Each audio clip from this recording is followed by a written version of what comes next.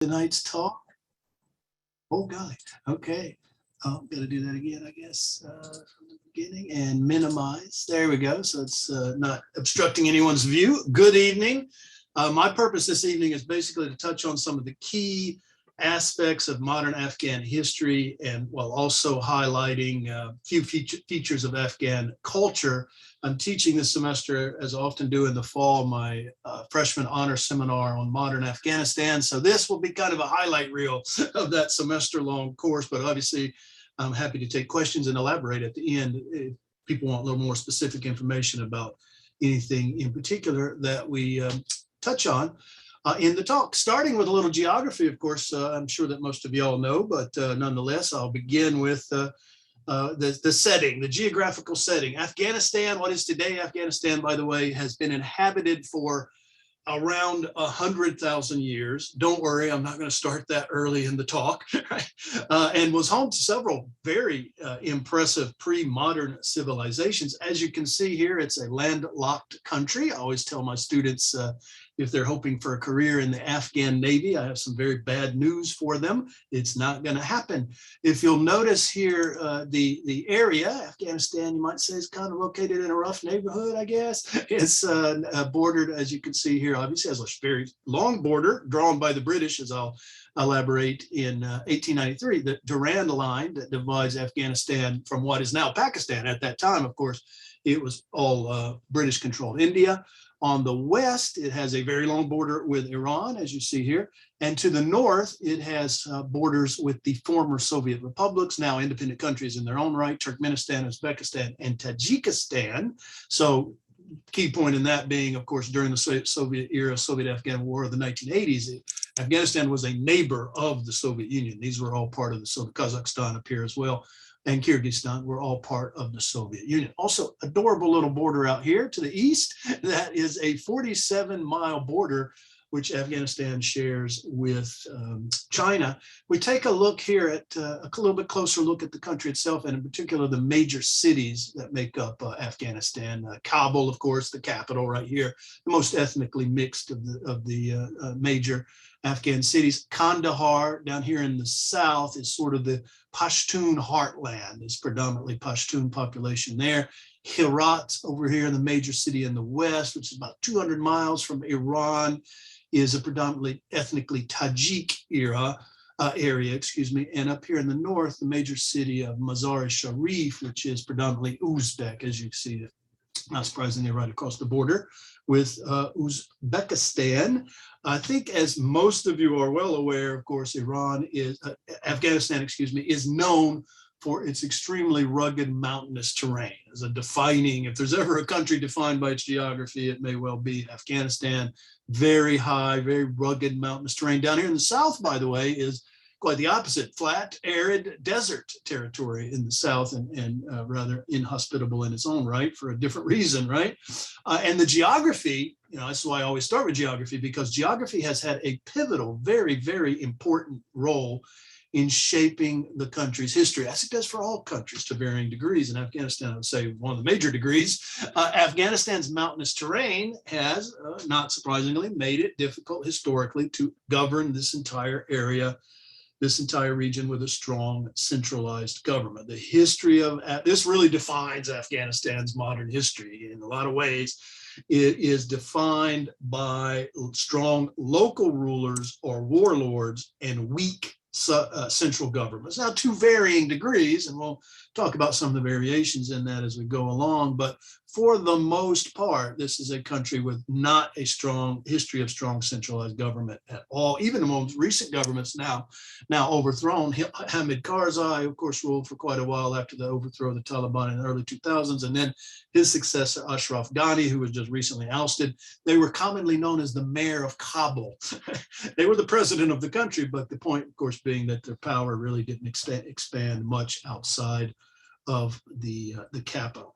The mountains also play a contributing role in another key aspect or feature of Afghan history and culture, which is the tremendous ethnic diversity of the country. To tell you the truth, in some of the media coverage that I saw recently, of course, it's begun to die down now, but Afghanistan was the big story there for a while, but it really didn't focus on a lot of the major ethnic differences and diversity of that country, which are profound and very, very, very important for a variety of reasons. The green here that we see are the predominant group. The Pashtun, yeah, I've seen varying numbers. Part of the problem, by the way, is ethnicity is by its very nature a kind of, fuzzy concept, right? It's really defined by language, first and foremost. So Pashtun would be those for whom their native language is Pashto. Tajiks are those for whom native language is Tajik, etc. So language is the key defining feature, but there's a lot of intermarriage among the different groups of Afghanistan, and that makes it even more complicated in a lot of ways, right? So, but take that as it is, you can certainly still say that ethnic diversity is a profound factor, and the mountains are a contributor to that because it tends to break people into various, regions and areas, acts as barriers between people to some degree. So the Pashtun are the predominant group, somewhere around 38 to 42 or so percent of the overall population. That is crucial right now, by the way, because the Taliban are, I want to say exclusively, but overwhelmingly and probably exclusively Pashtun. The Taliban are Pashtun. That is not to say that all Pashtun necessarily support the Taliban, but the Taliban are Pashtun. They are ethnically defined in that way. And that has, of course, a profound significance for the earlier rule that the Taliban had, as well as what I think we're going to see going forward as well. It is defined by that ethnic identity as Pashtun. The other key groups here, I won't touch on them all here. By the way, this is not all of them by any means. There are a lot of very small groups that are not listed here. All told, according to one prominent, Louis Dupree, a former Duke anthropologist, estimates there are at least 20 different ethnic groups defined by the languages in the country. It's very, very diverse. The Tajiks are the second largest groups, which, as you can see up here in this northeast corner, not surprisingly, along the border with Tajikistan. A lot of this is the Panjshir Valley, which was strategically very important during the Soviet-Afghan War and during the conflict since, for that matter. And that is predominantly Tajik country, as is, I think I mentioned already, the area in the west here, Herat. The Hazara are this very discriminated against group here in the middle, right in the heart of the country. They are the third largest group. By the way, the Tajiks, I've seen estimates somewhere between 22 to 25%, all told. The Hazara, more like 13 to 15% or so. And then you have a number, the Uzbeks, the Imaks, the Baluchi. There are a lot of different ethnic groups in Afghanistan, a tremendous variety. The Pashtun are the dominant group, to be clear. And in fact, from the modern era of 1747 on, Pashtuns have ruled the country in the entire time, except for two brief periods. So they are definitely the dominant ethnic group of Afghanistan, politically, socially, and otherwise, right? The other thing that, while I've got that, speaking of the Pashtun, while I've got this map up here, you'll notice the green on the other side of the border. This border was drawn by the British in 1893 by William Durand. It's known as the Durand Line. And it separates, of course, Afghanistan from what is now today Pakistan. At the time in 1893, Pakistan was part of India, British-controlled India, of course. And it was very intentionally drawn in a way that would divide the Pashtun. And this caused a tremendous amount of resentment. It's still very much resented, by the way, the division of the Pashtun by the Durand Line here. But ethnicity, I just wanted to emphasize that at the outset. The ethnic aspect, the ethnic diversity of the country is very, very, very crucial and important factor in its history. The main languages, again, with having noted language is sort of the key defining factor or feature of ethnicity, or Pashto, because that reflects the majority ethnic group again, and Dari, which is, I say here, closely related to Persian or Farsi, which is, of course, the dominant language in neighboring Iran. In fact, Dari is basically indistinguishable from Farsi. It is essentially the same. There's maybe some different words, but for the most part, Dari and Farsi are essentially the same. Most Afghans would know or would speak Dari, with maybe a few exceptions, but the vast majority know Dari, and many Afghans, by the way, will also be bilingual. Religiously speaking, I think, as again, you are well aware, Afghanistan is a predominantly Muslim country. 99+% of the overall population of Afghanistan is Muslim or self-identifies as Muslim. But we have the breakdown, of course, the crucial breakdown within Islam between the majority, the worldwide majority group, the Sunni And in fact, these numbers reflect basically the overall global distribution of Sunni Shia. About the world, 80% of the world's global population is Muslims or Sunni, and about 20% Shia. That's exactly, roughly the numbers in Afghanistan. And actually, if you'll notice, it overlaps with that area of where the Hazara predominantly reside. The Hazara minority ethnic group are the Shia. And indeed, as a Shia minority in a predominantly Sunni country, that's one of the reasons they have this history of being persecuted and discriminated against, the minority Hazara, because they are Shia. Other smaller groups, the Kizilbash and several others, are also Shia, but it's particularly the Hazara, right? And I would add, and more kind of take a cultural twist here for a moment, I think the Afghan mountainous terrain gives rise to another feature of Afghan culture. It's kind of difficult to explain or quantify, but Afghans are remarkably rugged, fiercely independent people who have lived and survived, and in some cases even thrived under some tremendously difficult and trying circumstances that I think most of us would have a hard time even imagining, especially rural Afghans in the mountainous regions. And that is reflected, I think, very interesting national sport. The national sport of Iran is buzkashi, which literally means goat grabbing. And the roots of the buzkashi are kind of obscure. Most people who have looked at this would say it dates back to the period of Mongol occupation in 13th and 14th century. It's a game, but it's also a sort of a training for warriors, if you will, on horseback. The ideal of the game, and you notice they're fighting over a carcass, an animal carcass. That is, in fact, the goal of the game. It involves players on horseback, as you see in this example and in this example. And basically what they are trying to do is to pick up the carcass, usually of a calf, sometimes of a goat or of a sheep, and to take this carcass from a middle circle and take it around a designated pole and then bring it back and drop it back into the circle for points, right? The game is often played at special occasions such as weddings. If I ever get married again, we are definitely playing buzkashi. And by the way, if you're curious, there you look up some videos on YouTube of people playing buzkashi, including Rambo, remarkably enough.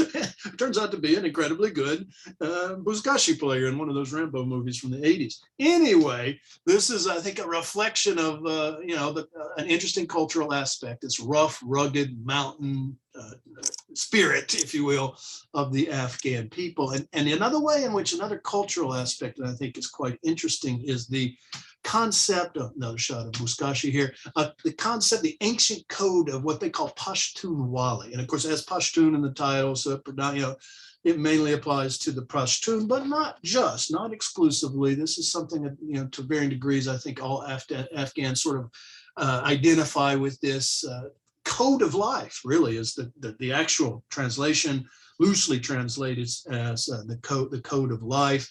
And there are various aspects. I'm boiling it down here to really the three kind of main one of which, and is very important, and I think this would have maybe perhaps the greatest relevance to those of us who are meeting and welcoming and dealing with guests, and that is, or resettled folks, and that is this strong sense of hospitality. Afghans we Southerners pride ourselves, right? They put us to shame. This is Southern hospitality on steroids. They literally see themselves as the most hospitable people in the world in the treatment of guests. And I, from my experiences, albeit fairly limited, I think that is true. They also, by the way, as part of this code, they grant asylum for those seeking refuge, which I think is, again, quite interesting in our case here, given that we're doing the same here for them under the circumstances. And I would add as well this more perhaps negative aspect to it, or sort of an element of violence, if you will, is that it literally commits those who follow or live by Pashtun Wali, which is especially the mass majority of rural Pashtun Afghans and others as well, to seek revenge against anyone that you see as committing a wrongdoing against you or your family. That is a very central aspect of this code of conduct, code of life. As far as the historical narrative of Afghanistan in the modern era, I'm going to kind of jump forward into the early modern period, basically 17th, 18th century, which is when the modern state of Afghanistan as we know it today is born, is created.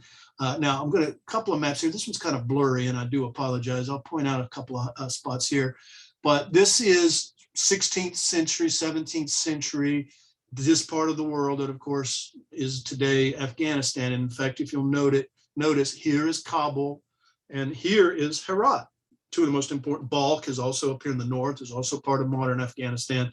So the area that today, Kandahar, by the way, is down here. The striped areas indicating that it's constantly being fought over by these two powerful empires. In the west here, the Iranian or Persian Safavid Empire, and to the east you have the Mughal Empire of India, basically modern day India.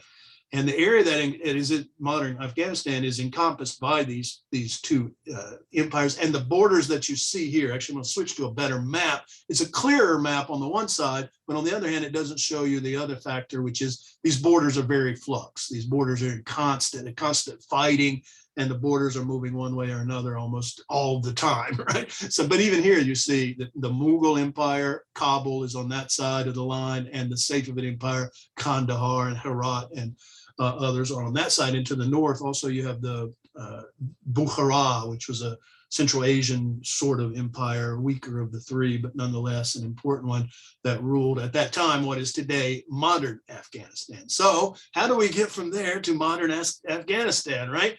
The formation of modern Afghanistan in 1747 was due to the relative weakening, and indeed, I think you could safely say required. We would not have Afghanistan had it not been for the relative weakening due to a variety of factors that I will not get into of these more powerful neighbors. Historically, the area was controlled by these powerful neighbors. Now, by the middle of the 18th century, these powerful neighbors are on the wane, and the Pashtun tribes of the area hold what they call a Loya Jirga or tribal council in 1747, in which they elect this handsome fellow here, Ahmad Khan Abdali, becomes Ahmad Shah Durrani. Durrani is sort of the dynasty and tribal name in this case. And that is the formation of modern Afghanistan. He is the George Washington of Afghanistan. And by the way, many Pashtun to this day call him Baba or father. He's looked up to and revered in literally that sense. And his early Afghan empire, if we can call it that, maybe admittedly a bit of a stretch, more of a loose federation of tribes. That's a better way of describing it here. But it was quite extensive, geographically speaking. Mashhad is in modern day Iran, Herat, Kabul, Kandahar, Peshawar over here was in, of course, modern day Pakistan. So yeah, it was the dark purple areas are areas that they controlled during most of that period, the late 1700s. Up until his death in 1773. So this early part of Afghan history then is defined thereafter, once we get the formation of the beginnings of modern Afghanistan, really defined by two key factors. One, constant internal infighting and instability, usually due to the fact that there was not a clearly defined mechanism of succession for rulers, such that every time one of the rulers died, that began with the founding father himself when he passed away in 1773. From the very beginning, from that very beginning, there were constant power struggles over who would then emerge as the successor. And it was often quite brutal. It was small-scale civil wars, but sometimes very brutal civil wars nonetheless. And it was compounded by the fact that usually these rulers had multiple wives, well, 4 wives and multiple concubines, and lots of sons. And any of those sons had a legitimate claim to the throne. And then, so there's brother versus brother here, and sometimes cousin and uncles also. So this led to a tremendous amount of instability. So the first key factor, really right up into, well into the 20th century for sure, is internal fighting and instability as part of this political problem of a lack of mechanism of succession. The second would be external pressure. And that's, of course, comes in the form of British, European colonialism, especially British, but European colonialism more generally. This Afghanistan is called in what Rudyard Kipling, the British author, described as the great game. Here we see the Afghan emir saying, "Save me from my friends." the Russian bear, the British lion. Friends, I think, meant rather ironically in this case. Britain and Russia vied for control of Afghanistan. Afghanistan was never colonized, to be clear, unlike the neighboring India, which of course was the jewel of the British Empire, colonized by the British. Afghanistan was never colonized, but the British and the Russians vied for power and control throughout the 19th century and really to some extent into the early 20th century. To varying degrees. As I noted already, the British draw the border in the south, the Durand Line of 1893. The Russians, less formally, but sort of by default, are also forming the borders in the north as well. So their influence is quite strong, especially that of the British. The British actually wind up fighting 2 wars in Afghanistan, the first of which, 1838 to 1842, ends very badly for the British. This is a sort of mythologized depiction by Lady Butler, the British painter, of what was called the remnants of an army.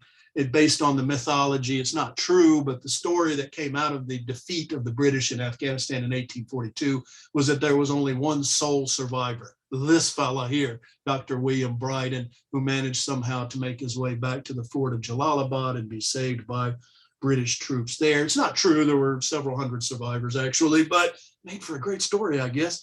And it also made for great propaganda, by the way, for the Second Anglo-Afghan War. This painting was actually painted just in the early stages of the Second Anglo-Afghan War, which was 1878 to 1880. That one went much better for the British, and they essentially won that one and imposed a rather harsh treaty on the Afghans, the Treaty of Gandamak in 1879. Here we see the British reps and the Afghan representatives there.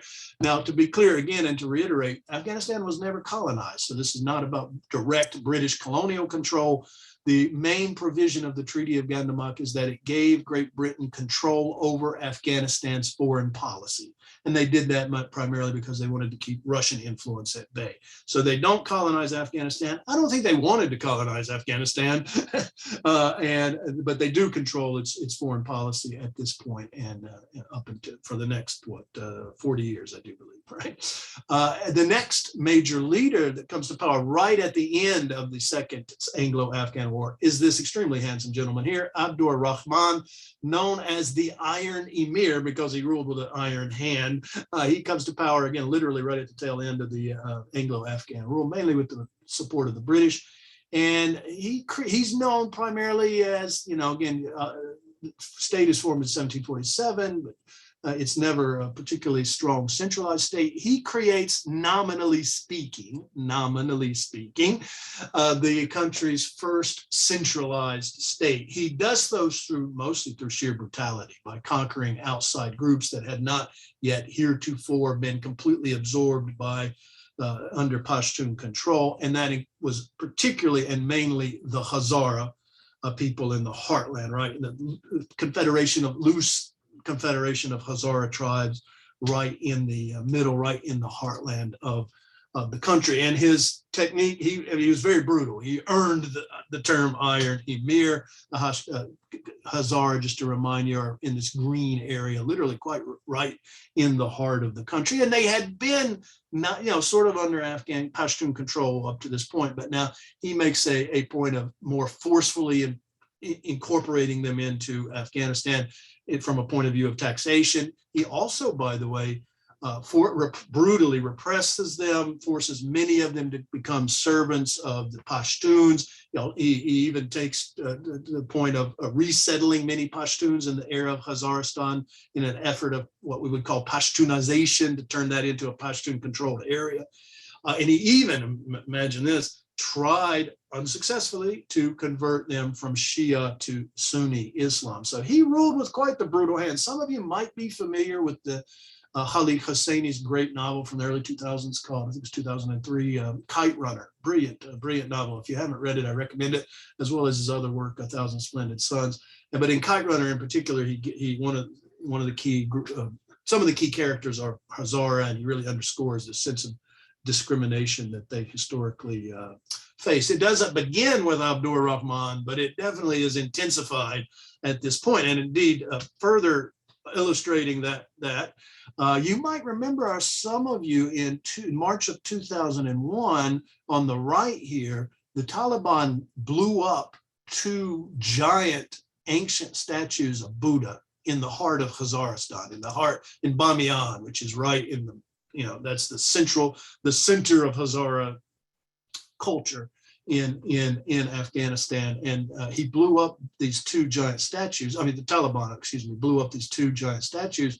But alas, I kept seeing pictures of them, and this was the picture of the largest of the 2 that they blew up. As you can see, it's not looking real good even before they blew it up. And that's because Abdur Rahman had it purposely defaced and stuff as part of his war against the Khazar, because these Buddha statues were closely associated with the Khazar historically and culturally and otherwise. So to some extent in that regard, unfortunately, the Taliban in 2001 are completing the work that Abdur Rahman began basically 100 years earlier with the destruction of these 2 giant statues.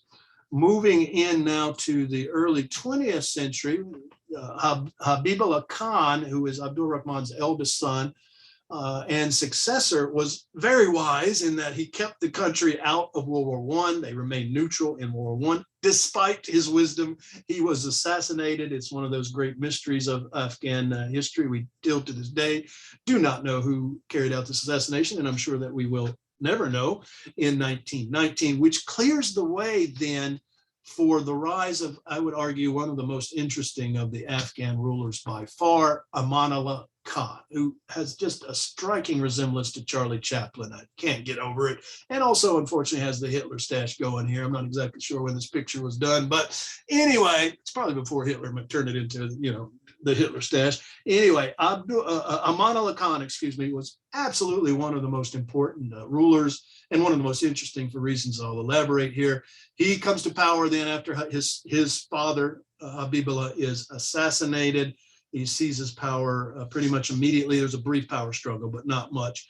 And then he begins changing the situation quite dramatically. Almost from the moment he takes power, he sends a letter to the British viceroy in India, colonial India, announcing that henceforth Afghanistan would be independent and free in all internal and external affairs. They had freedom in internal affairs prior to this, but based on the Treaty of Gandamak, the British controlled their foreign policy and therefore external affairs. So this was a denunciation of the Treaty of Gandamak. The British, of course, could not let that stand. They sent planes. They were utilizing the new technology from World War I that had just ended, of course, and actually bombed Kabul. They destroyed a mosque, and they destroyed Abdur Rahman's tomb. So it was very, they were literally, back then, they just threw bombs over the side of the plane, essentially. So not particularly accurate, to say the least. So this was the brief Third Anglo-Afghan War. And although the British clearly won that conflict in the brief fighting that occurred, Amanila, to his credit, had calculated correctly. The British had just gotten out of this terrible, horrible, brutal war, World War I. And the last thing that the British public, or really anybody, wanted was more war. So despite, militarily prevailing by all accounts in this conflict, the British decide it's not worth it.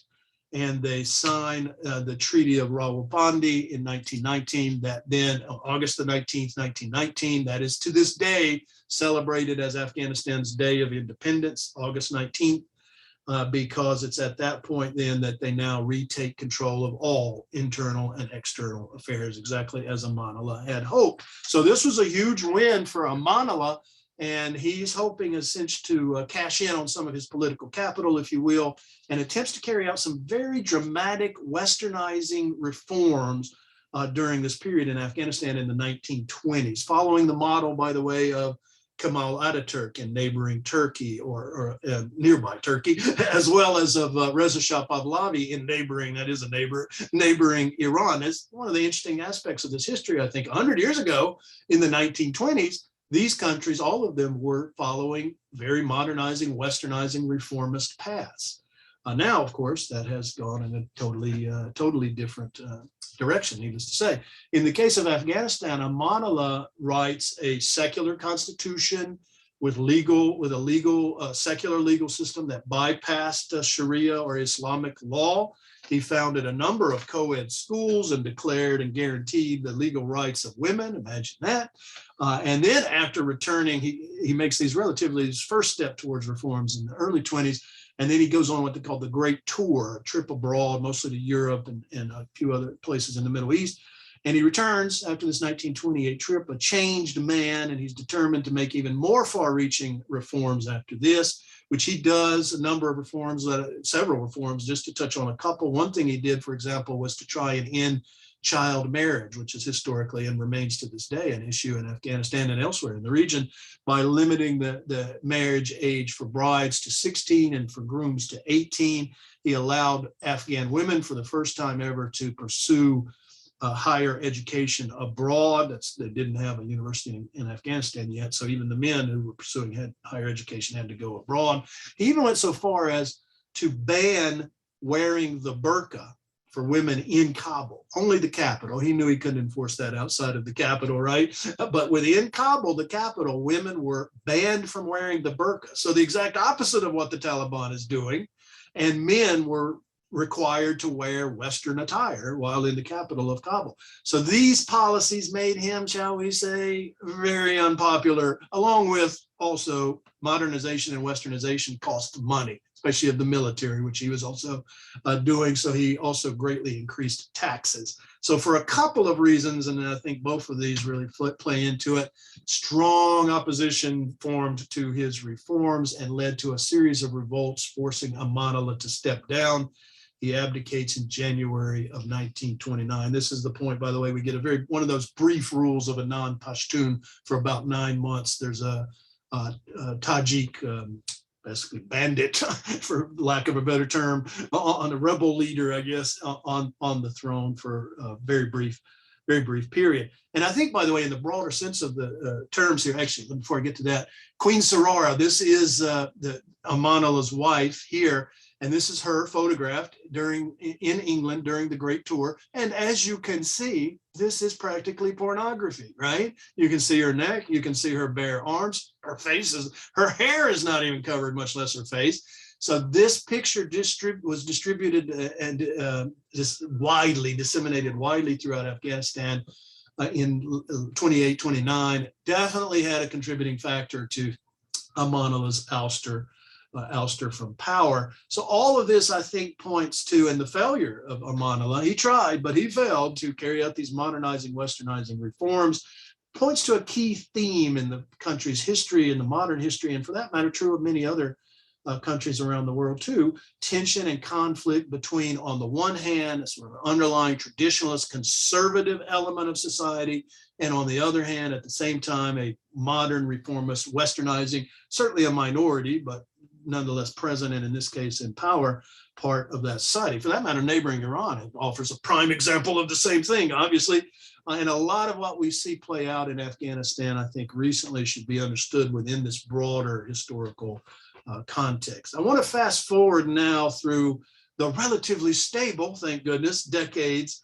The next 4 decades are basically, 1933 to 73 is during the rule of this gentleman here, Muhammad Zahir Shah, who becomes ruler at the tender age of 19 in 1933, following his father's assassination. And that's one of the, that's the last of these early assassinations. Things are going to get worse in the 70s, as we'll see.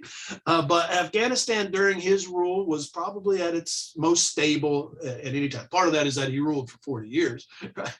But things were, for the most part, going relatively well during this period. You certainly still had a modernizing tendency. For example, the prime minister, who was also the ruler's cousin and brother-in-law, Muhammad Daoud, appeared publicly at the celebration, the August 19th celebration of the country's independence, with his wives, yes, plural, wives and daughters unveiled, openly, publicly unveiled. And this caused a bit of a stir, but basically Dawood's approach was rule by example rather than decree like Amanila had tried. He did not pass any rules about, burqas or whatever, but he made it very clear that it was, in his opinion, okay for women to appear unveiled in public. So they're continuing on this relatively,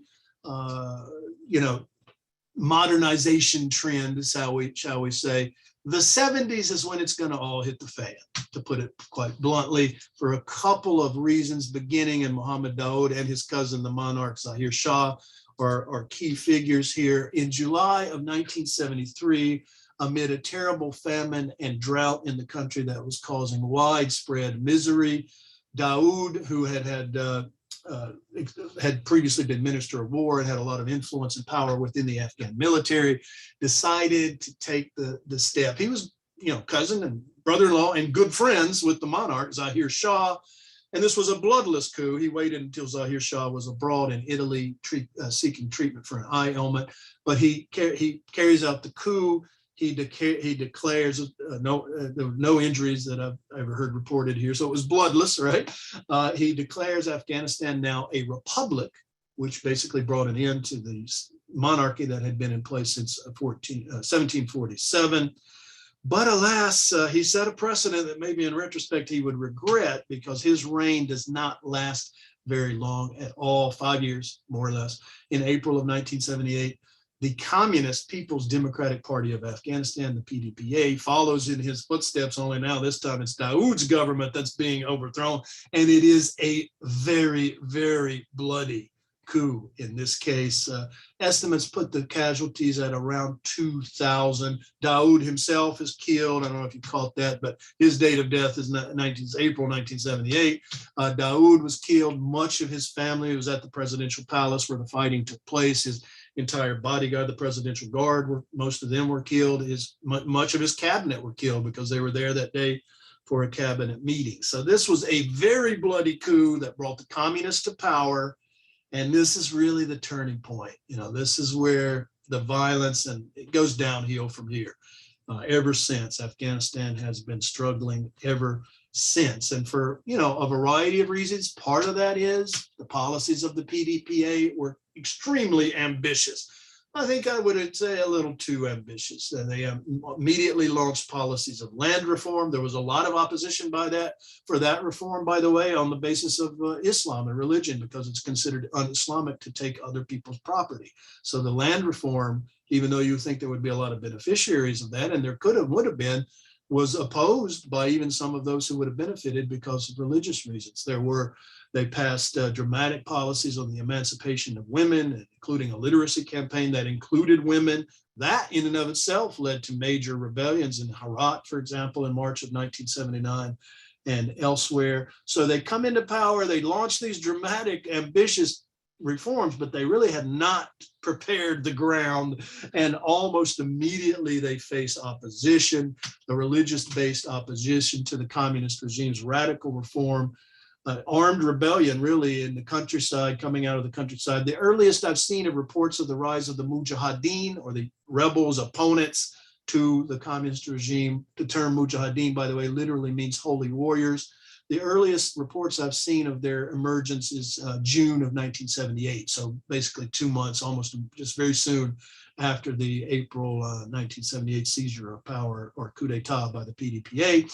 The Mujahideen itself is a very divided entity. It's not monolithic at all. It's divided into really 7 clearly identifiable factions, mostly along ethnic lines, dominated by, in many cases, very, very conservative Islamic traditionalists. They quickly gained ground on the Afghan communist government, which was not popular, to put it mildly, especially in the countryside. By the way, should have mentioned this earlier, but 75% of the Afghan population is rural to this day. It was even higher at that time.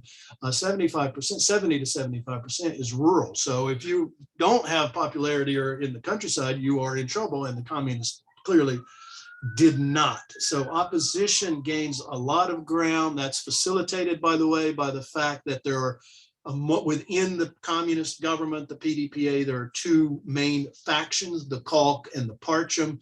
They begin fighting amongst themselves which just makes it all the easier for the Mujahideen. Of course, another key factor, this is 1979. Some of you will certainly remember in February of that year is one of the major events of the several decades, past decades, and that is the Islamic Revolution in neighboring Iran that brought the Ayatollah Khomeini to power in that country. And of course, that had repercussions for a variety of reasons on neighboring Afghanistan as well, not least of which is that the new government in Iran kicks out a lot of the Afghans in their country, sends them back to Afghanistan, which just created more problems for this fledgling communist regime in Afghanistan. And July of 1979, we now know, although they denied it at the time, we know this because the Jimmy Carter, US President Jimmy Carter's national security advisor, Zbigniew Brzezinski, gave an interview in which he admitted that in July of 1979, the US agreed to send aid, covert aid, about, I think the first tranche was only $500,000, but still to the Mujahideen. So a lot of factors here then are going to culminate in the Soviet decision to invade Afghanistan in late December of 1979. The growth of the Mujahideen for sure, the Iranian Revolution for sure, because they feared that that might eventually spread up into the Soviet Union and cause trouble for them as well, the Central Asian republics, and also the infighting within the internal struggles of the PDPA. The Soviets wanted to, quote, restore order. You don't usually do that with an invasion, right? To Afghanistan's communist government. What they wind up doing, of course, is creating a whole lot of problems for a whole lot of people. They did not intend, the Soviets meant this to be a quick intervention. It was based on the model of their prior invasions of Hungary in 1956, of Czechoslovakia in 1968. They hoped and planned to be in and out very quickly, but of course they get bogged down in the quagmire, and the Soviet-Afghan War winds up lasting about 10 years. The United States, behind the scenes, covertly, although everybody knew about it, it wasn't very covert, are spending billions of dollars to support the Mujahideen rebels, especially when Reagan comes to office in '81. Here we see him meeting with the Pakistani military dictator, who, by the way, overthrew and executed his democratically elected predecessor. This was a highly controversial meeting, which you might not be able to tell from the picture here. So the US is funneling its massive amounts of money and weapons to Pakistan, and they are funneling that into Afghanistan through their ISI, which is the Pakistani equivalent of the CIA. The main recipient thereof is a rather nefarious figure, to say the least, which is Gulbuddin Hekmatyar. He had gained his sort of reputation for radicalism in the early 1970s as a student at Kabul University, when he was leader of a group of Muslim radicals, men who went around on Kabul University campus throwing acid into the faces of young women who were unveiled. And this is the guy who, unfortunately, the United States mostly supported indirectly, albeit through Afghanistan. We funnel money, the US funnels money to Pakistan, and Pakistan funnels the bulk of US aid to Hekmatyar. One of the other key players, of course, ultimately in all this is, you remember this guy, Osama bin Laden. He was not, I would say, and to be clear, a direct recipient of US aid. Didn't need to be. He was independently wealthy. Heck, he brought aid to the Mujahideen from Saudi Arabia and raised funds within Saudi Arabia for the Mujahideen.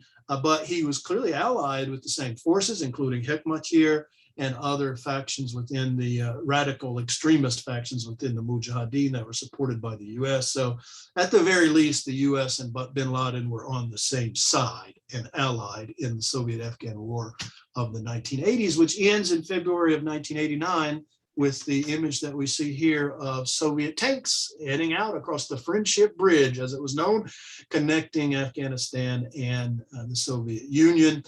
Fortunately, that is not the end of the woes and troubles for the country of Afghanistan. I wish we could end it here. But a few years later, the communist government actually held out until April of 1992, which meant that it actually outlived the Soviet Union itself by 4 months, remarkably. But then the Afghan communist regime, once it's overthrown, just turns into more bloodshed and warfare. The Mujahideen split into various factions and alliances. Already split before this, but they formed 3 main factions based on alliances, mostly along ethnic lines. And you get a bloody, horrible period of just terrible civil war between 1992 and 1996. It is in the midst of this mess that we get the rise, alas, at long last, of the Taliban. There are stories with regard to the Taliban's emergence. We know that they appeared in 1993-94, really kind of out of nowhere almost. Now, the leadership were veterans of the Mujahideen from the 80s who had fought against the Soviets, but the Taliban itself was not part of the Mujahideen. It was a new and unique movement. The term Taliban itself means student movement, and the foot soldiers were mostly very young students who had studied in fundamentalist Islamic madrasas, schools in Pakistan across the border as refugees, because there's a massive refugee problem, of course, with people fleeing the fighting in the Soviet-Afghan War in the 80s and then the Civil War in the early 90s. There were 7 to 9 million Afghans living as refugees in Pakistan, and the Taliban emerges out of that among these young students, albeit with leaders and founders who were part of the Mujahideen in the 80s. The key to understanding, though, the formation of the Taliban is that it was Pakistan. It was specifically Pashtun rulers, as a couple in particular, in Pakistan. They created, funded, and strongly supported the Taliban. Without them, the Taliban does not happen, frankly. It's that crucial. But once the Taliban does happen, initially people thought it welcomed it, as they were going to bring peace and stability to this war-torn country.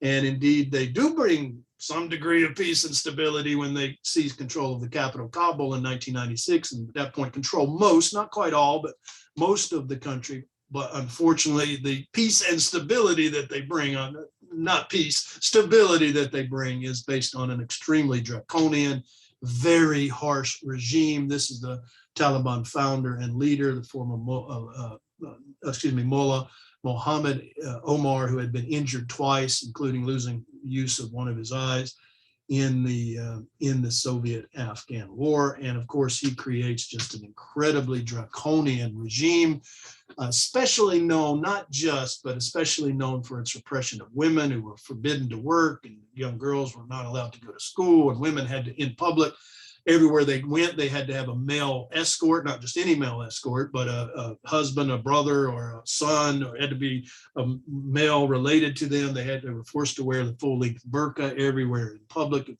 they broke any of these rules, they were beaten on the street or sometimes even arrested, et cetera, et cetera. This was just absolutely horrendous. There are a number of very good memoirs, if anybody's interested. One of the best, I think, is called A Fort of Nine Towers. The Fort of Nine Towers. And there's others as well. I'll be happy to share titles if anybody is interested. But this was a horrible chapter for women in Afghanistan, including executions, as we see here in the stadium. That was not uncommon at all. March of 2001, as we noted, they destroyed the 2 ancient statues of Buddha. They also, of course, and I'm almost wrapping up here, gave refuge to Osama bin Laden and al-Qaeda. Osama bin Laden returned. He had been gone for a while. He returned to Afghanistan in 1996 under the Taliban. And because of this, obviously, because of their relationship to al-Qaeda and Osama bin Laden, they were ousted from power after 9/11, right? I think we all remember that. They were ousted in the invasion following 9/11. Basically, by early 2002, they were out of power, but that's not the end of the story either. I'll end it on the rather unfortunate note that we're all keenly aware of. After fighting a prolonged insurgency, really beginning around 2005-ish or so, against US, NATO, and Afghan government forces, the Taliban is back. They have returned to power, as we know, in August of this year, 2021. And I guess only time will tell what the current Taliban is going to look like and how it will compare to that of the late 90s, early 2000s. certainly it's difficult given their track record to be optimistic. Thank you all for listening, and I'm going to, oops, going the wrong direction there, stop share, and I will gladly take any questions that you may have. Thank you very much, Jeff. Thank While you. you get a chance to grab some water and catch Yeah. your breath. Yeah, that was, yeah. Yeah, if folks will join me, maybe take yourself off mute and we can give Jeff a round of applause for his time and sharing of expertise with us this evening. Thank you very much.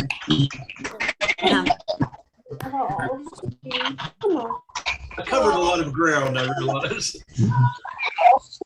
One of the things I would like to know, in the period of that stability, World War II took place. Hitler rose to power, and then, of course, World War II followed. What was going on in Afghanistan during the 1930s and the 1940s? What was the political situation, you mean, in Afghanistan? Was that you, Virginia? That was you, wasn't it? Yeah. The political situation, yeah. Oh, I'm sorry, you're muted right now. I can't hear you. Were they affected at all by World War II and all of what is going on there? Yes, very good question, by the way. I would say yes and no. Right? They were not dramatic. They remained neutral during World War II, just as they had during World War I, by the way. I forgot to mention that. But they were not directly impacted, but certainly indirectly. The Germans tried to, court Afghan alliance. They tried to bring Afghanistan into alliance with some degree of success in the 30s. The Germans and Italians sent a number of engineers to Afghanistan to help with various construction projects, bridges and dams and things of that nature. So much so that in the early stages of the war, of World War II, in September of 1941, the British and Russians basically tell the Afghan government, which is Zahir Shah at the time, the guy who ruled for 40 years, that he has to expel all Germans and Italians from the country. And the Afghan government was extremely infuriated by this demand for, I think, fairly obvious reasons. If you're a sovereign country, you can't have other countries telling you who can and cannot be there. But they complied with this request for one very obvious reason, which is that the previous month, in August of 1941, the British and the Russians had made the same demand in neighboring Iran, which, by the way, was even more closely courted by the Germans because they have a little thing called oil. And Reza Shah Pahlavi, the monarch of Iran at the time, had actually officially changed the name of his country in 1935 from Persia to Iran, which means land of the Aryans. This is 1935. If you're talking about Aryans, you're kind of talking about Nazis in an indirect sort of way, right? Not even indirect, right? So he was clearly showing a bit, this Reza Shah Pahlavi of Iran, neighboring Iran, showing a little bit too much favoritism to the Nazis, at least for the British and the Russians as far as they were concerned. So they demanded that he kick out all of the Germans and Italians in his country. He refused. So the British and the Russians invaded and toppled his government and replaced him with his then 21-year-old son, Mohammad Reza Shah Pahlavi, who we might all remember, of course, from the events of 1979. And he's the one who's overthrown then in 79. But he comes to power in 1941 because of these demands of the British and the Russians. And so when that happened in neighboring Iran in August of 41, and then they tell the Afghan ruler, get rid of the Germans and Italians, they decide to follow suit. So, in short, but I think other than that, there was not a particularly strong impact per se. I wouldn't say that, aside from a few political machinations in that regard and issues of alliance with Nazi Germany, there really wasn't a whole lot otherwise. Thanks for that question, though, Virginia. I don't know if we're going to do I would prefer people like Virginia just ask questions, but you feel free to also in the chat if you feel more comfortable doing it that way. I see Kate Thompson. I know I met your, is it daughter? I think it's daughter-in-law, and I remember you from emeritus course. Do you have any advice on how we as Americans should relate to the sexes in terms of the Muslim world? Yes, I do. Right. You mean as when the group's coming over here, Francis, right? Yes. Folk, yeah. I would be very careful, for example, not to be, in a situation of married couples. You don't want to find yourself as a visiting male in the company of a lone, Right. Bride or woman, right? So that a wife, right? I think that would certainly be the big thing to avoid, right? I mean, if you go there, you see the husband's not there, or there are no kids there, perhaps, and you just go, oh, well, I just want to drop by, but I'll come back later, or something like that, right? There are tons of them. I mean, we had this discussion, I think, a couple Sundays ago, Lizzie, more in our smaller group, and kind of the consensus which Lizzie pointed out, which I think is certainly true as far as attire and things of that nature. I think you don't want to show up in, Daisy Duke shorts or something like that, men or women, to be clear, right? But you want to dress modestly-ish, but I don't think you need to, like for women, cover your hair or wear, anything particularly elaborate in that regard, because ultimately they will be adjusting to our lifestyle, right? And we can maybe help facilitate that along the way. If there are other things that come to me, Francis, I might come back to that. But right now, I think just being very, very cautious. Well, actually, I had I mentioned this in that same group meeting. I had a young woman who was a student from Pakistan in one of my classes a few years ago, and she told me that it is actually considered rude to ask a Pashtun woman her name. Now, what you would do is introduce yourself, right? My name is, and then if they choose to give you their name, I mean, and by the way, of these various groups, the Pashtun are definitely the most conservative. Okay. For sure. Tajiks are much more open. Hazara are much more open in a lot of these regards. But for Tajiks in particular, for Pashtuns in particular, I think you want to be aware of a certain very conservative in terms of gender relations. I mean, a lot of these folks, several of them would segregated worship, segregated meals, on the basis of gender, obviously. So you just want to kind of follow their lead, I think, to the extent that you can, and just be very aware of the need to follow their lead, if that makes any sense at all. But thanks, Francis. That's an excellent question. And I guess that pertains to children too. Less so. Depending on, young women up to around the age 13-ish, 12 or 13, is sort of that point at which you should think of them being more as women as opposed to girls, if we can say it, if I can say it that way, and to treat them accordingly from a kind of a cultural perspective. Mm-hmm. This is Mary Ann Bush. Yes. Yes. I was wondering, would they be comfortable going to the mosque here in Greensboro? And should we? I would think so. Yeah. Okay. So I would certainly think so. I mean, that's the kind of thing I would certainly consider offering to them and letting them, say one way or another. Because actually, there are two mosques. Yes. Or two. One of them is Islamic Center, which, if I understand correctly, is up there on MLK, right? Which is predominantly Shia. And then there's a more formal mosque, which is on, I believe, 16th Street, yes, which is Sunni. Now, theoretically, they could go to either, but I think they're going to want to congregate as much as they can with their own, Shia with Shia and Sunni with Sunni. And absolutely, I think it's something that we should offer them for sure. Okay.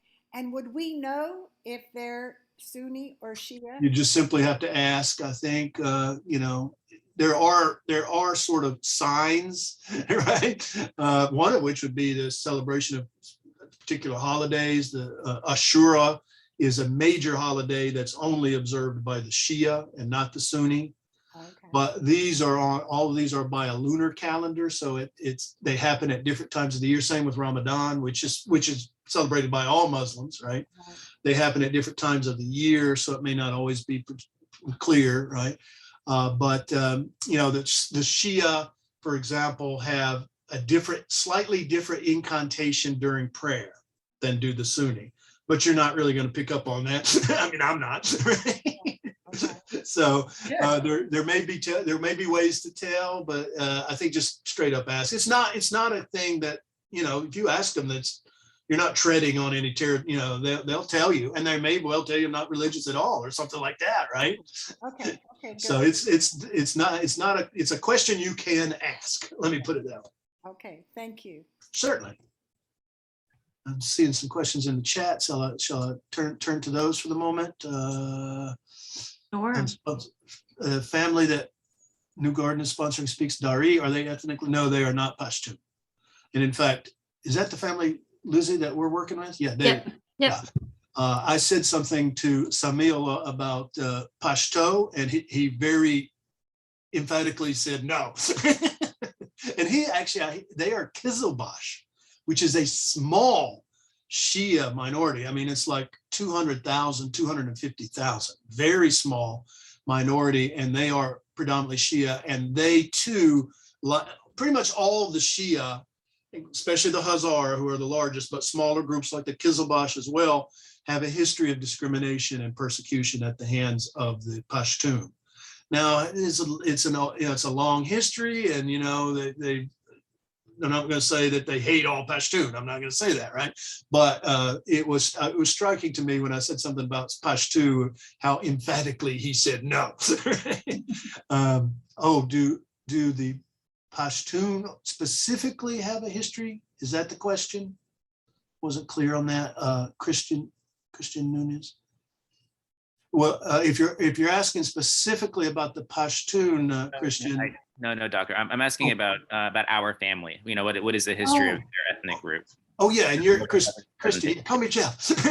You're in our group as well. They're Kizilbash, which is a very interesting small minority that their roots are in Turkey originally, but via Iran, the Safavid Empire. There was a group of Turkish warriors who fought for they were Shia, thus the connection with the Persians and Iran, what is today Iran, obviously, and they fought with the Safavid Empire in the 17th, 18th century, and that included, as I showed on one of those maps, areas that is today Afghanistan, and so that's the origin of this extremely small, overwhelmingly urban, by the way. Kizilbash they're not peasants, farmers in the countryside. They're urban merchants in a lot of cases, or just laborers and things like that. They're predominantly Shia. They definitely have a history of discrimination. And their earliest origins, they came as sort of outsiders from Turkey via Persia. And they long ago lost their Turkish, they don't speak Turkish, the Kizilbash in Afghanistan. And even there's a larger group within Iran. They no longer speak Turkish. They've lost that. They're kind of known as the Persianized Turks in a way. But their original origins go back to 17th century as Turkish warriors fighting, Shia Turkish warriors fighting on behalf of the Safavid Empire. Because Turkey, of course, was the home of the vast, incredibly powerful Ottoman Empire, which was Sunni, predominantly Sunni. So these Kizilbash warriors chose to fight instead with the Safavid, the Shia Safavid Empire. I don't know if that makes sense, Christian. Does that hopefully help clarify at least a bit? Yes, thank you. It's very helpful. Yeah, happy to help. Okay, Yeah. go ahead. Hey, how are you?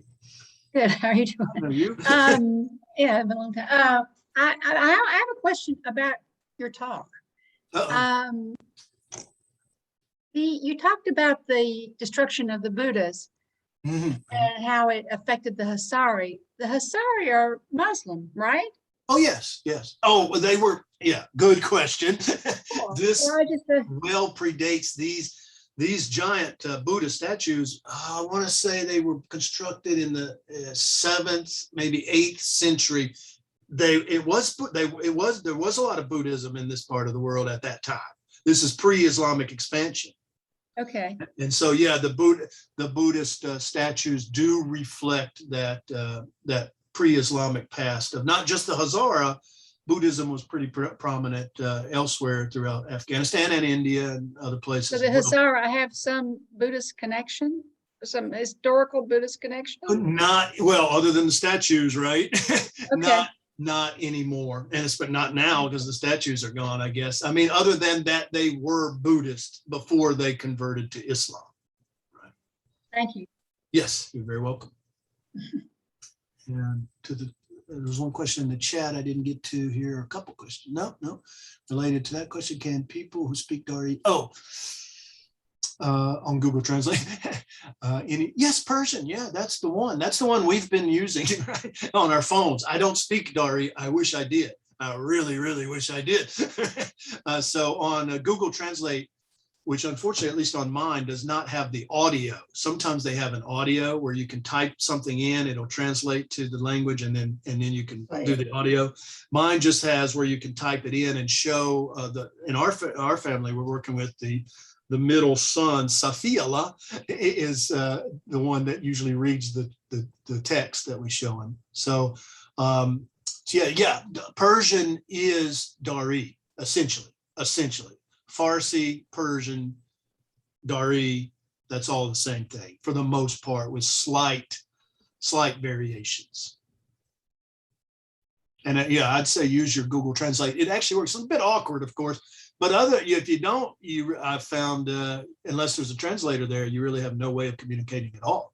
So I've found that, Molly, right? I've found that helpful to use the Google Translate for Persian. Thank you. You're welcome. Yes, Virginia?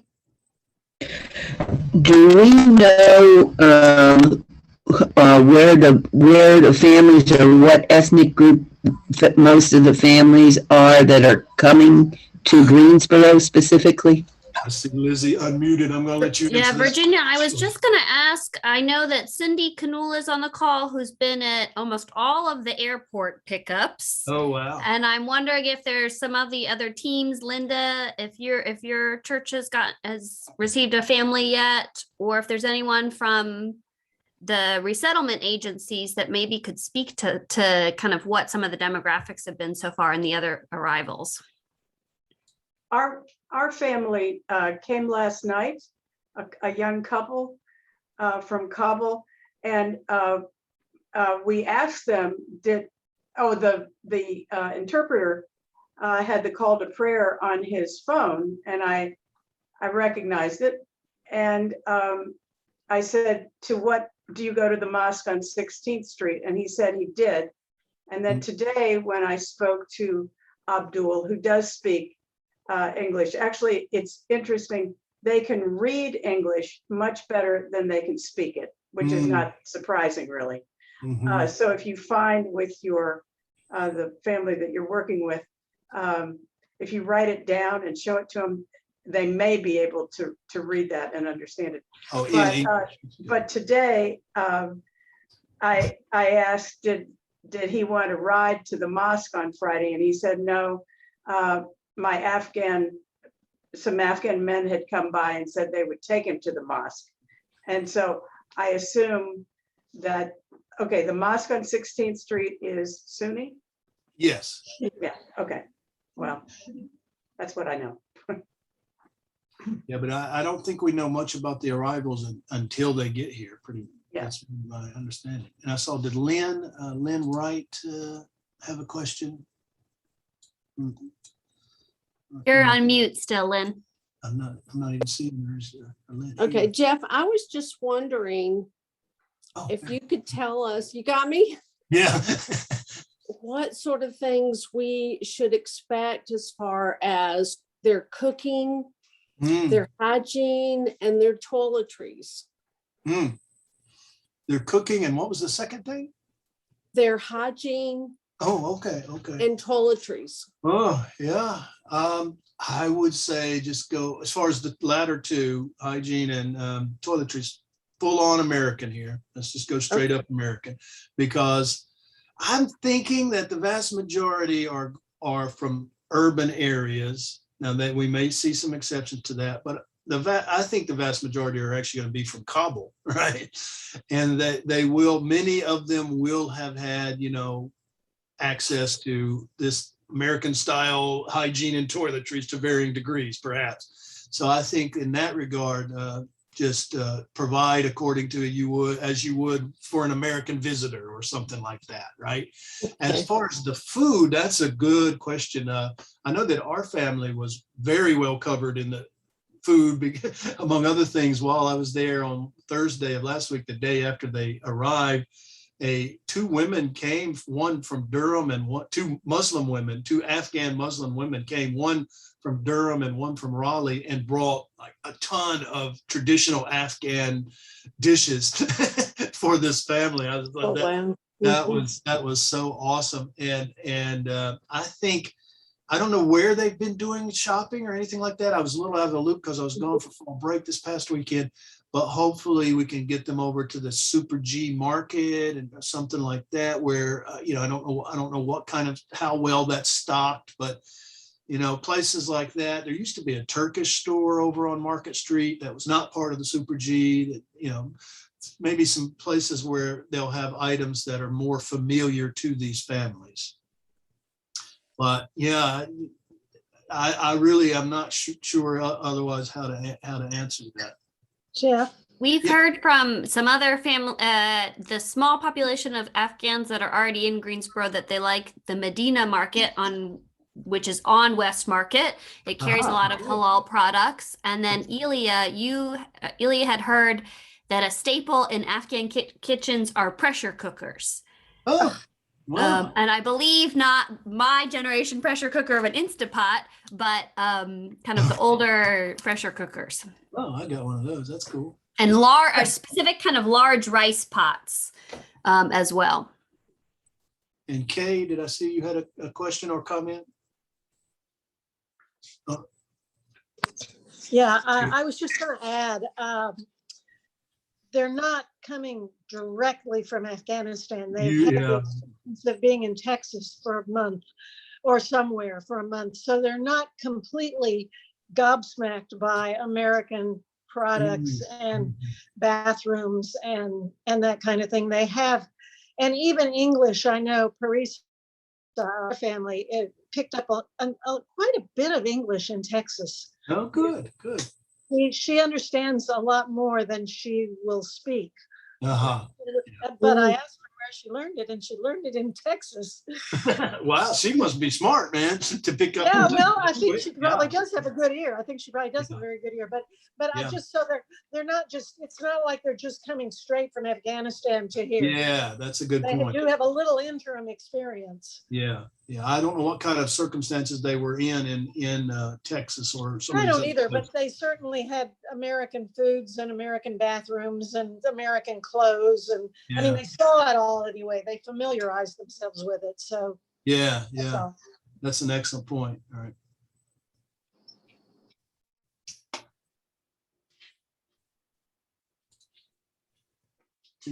Yeah. Martha put in some additional things in the chat for items to purchase.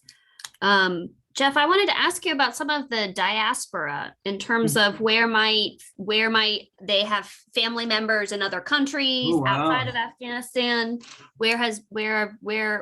I know you mentioned Pakistan has been a large pull for migration, but what other countries have Afghans moved into over the last several decades? Iran is the other big one, of course. It's geographic proximity, but there also you get the importance of the religious divide. Most of the Shia, Hazara in particular, would be more likely to migrate to Iran because they'd be more welcomed there.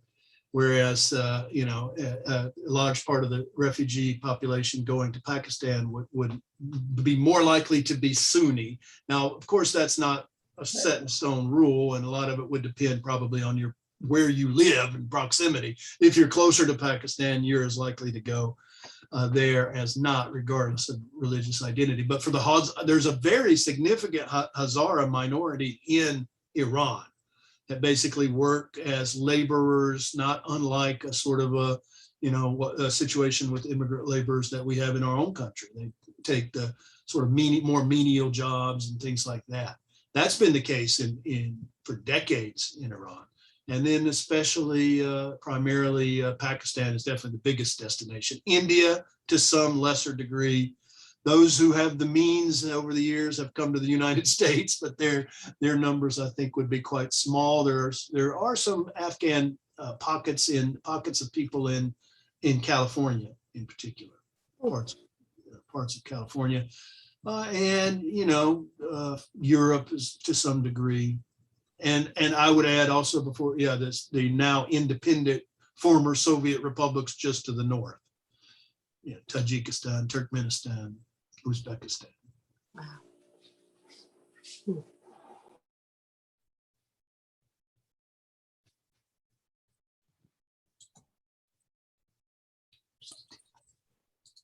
Any other questions? Comments? We also, Ilya has also found out that there's a small population of families in High Point, several of whom were resettled a number of years ago by World Relief. My understanding is that over the last almost 2 decades, as long as the US has had military involvement, most immigrants and refugees from Afghanistan has come as SIVs, special immigrant visas, and they kind of go around a different way than the refugee resettlement process.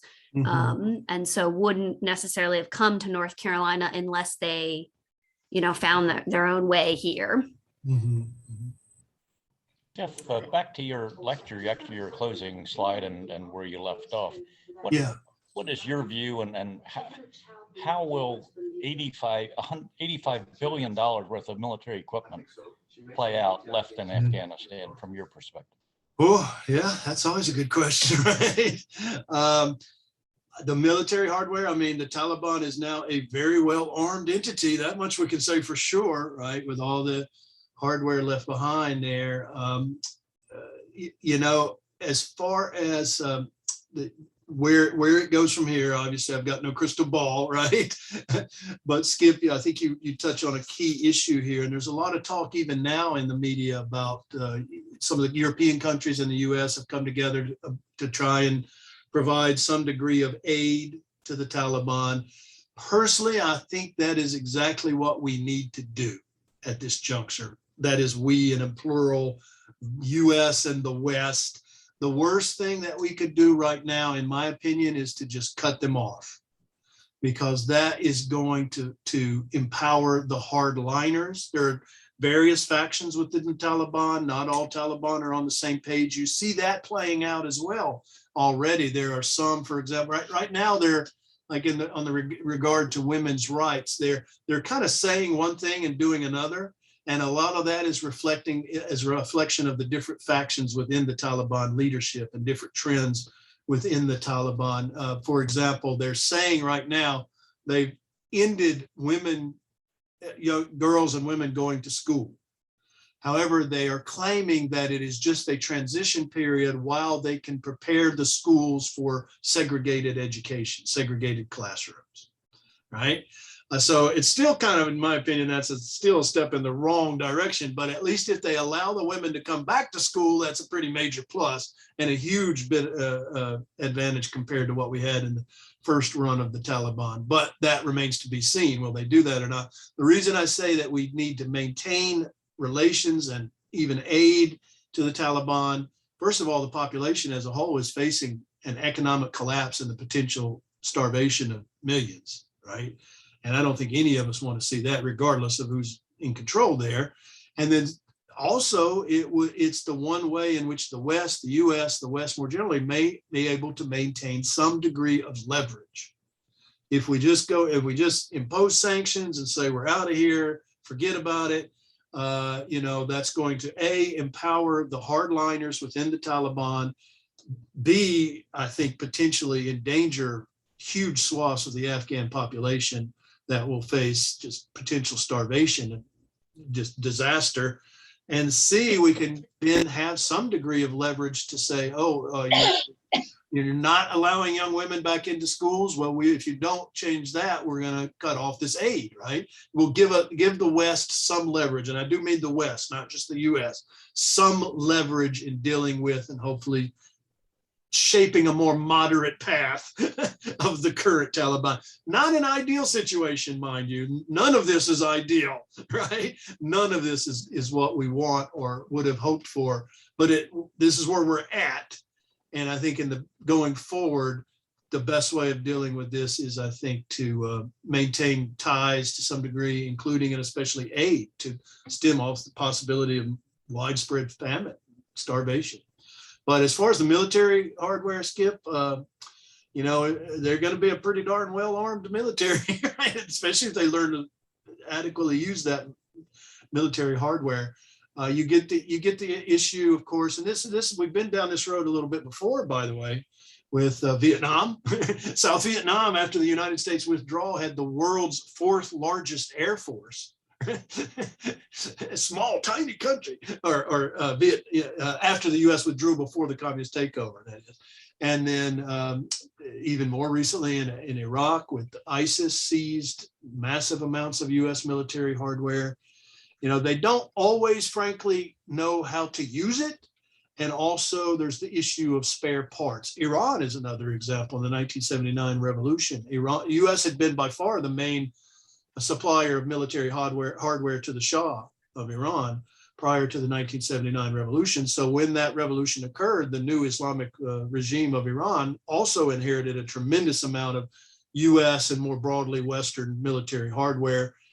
But they found very quickly they were embroiled in war almost immediately in the Iran-Iraq war of the 80s, and they found that a lot of that hardware was useless without access to spare parts.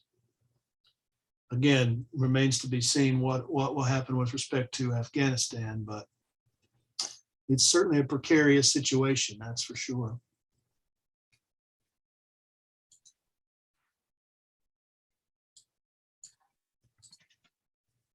Any flickers of hope you can leave us with?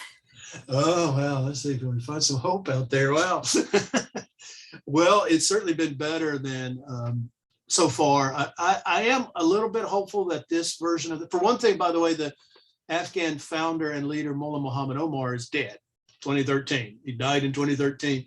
So this is a new group of the Taliban. And even in terms of its composition, I think we're dealing with a very different, group here. As noted, the group of the 90s were these Mujahideen veterans like Mullah Muhammad Omar and Afghan students who were refugees, mostly in Pakistan.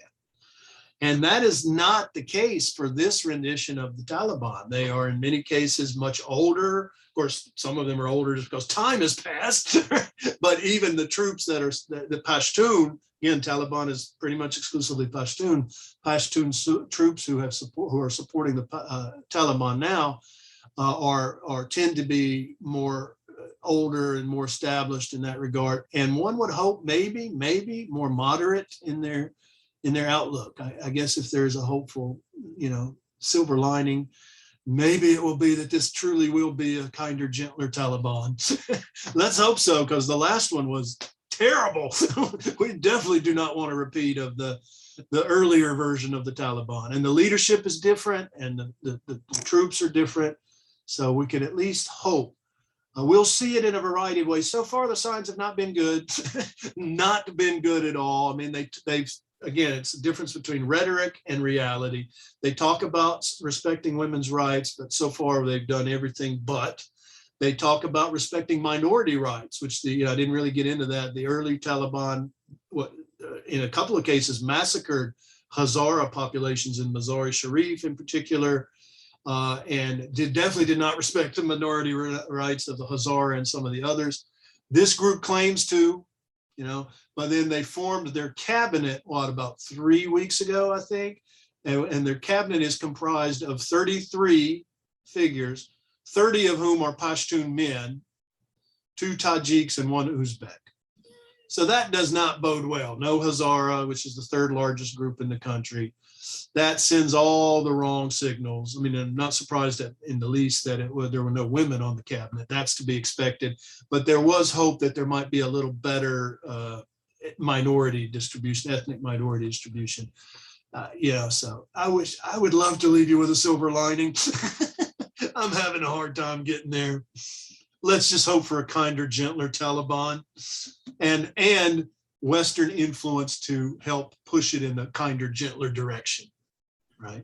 This is Francis. Yes. How does ISIS-K fit in here? ISIS is, yes, really kind of an outlier in a lot of ways. They've been in Afghanistan now for about 4, maybe 5 years. They're predominantly in one very isolated eastern, very mountainous area. They're based there, I should say. They are probably going to cause trouble, though, even though they're relatively small. And we know groups like that, small numbers can create great havoc, right? And they've already shown that. They have already shown that. They were responsible for the explosion in the at the airport that killed 13 U.S. servicemen and I think 130 or something like that Afghans as well. They are probably going to continue to do things like that, and they are definitely going to target the Shia minorities, those Hazara in particular, because that is their theme, if we can say that. That is what they do. They target the Shia in particular. So yeah, they're a small presence. I don't think they're a major threat in any way, except for really just they're going to cause a lot of heartache and a lot of explosions and a lot of deaths. Thank you. You're welcome. Well, thank you again, Jeff. And thank you everyone for joining us this evening. This has just been fabulous. It's wonderful seeing you all and coming together as a community to support the newest folks joining us. So thank you again. And as soon as I can share out the recording, I will. Everyone enjoys the rest of your evening. Thank you. Thank you all for coming, by the way. I appreciate it. Thank you. Thanks, Jeff. Thank you all. Thank you. Thank you very much. Thank you. You're welcome. Thanks all. And thank you again, Lizzie, for putting this Thank together. you, Jeff. Yeah. Marianne, good to see you. Uh-huh.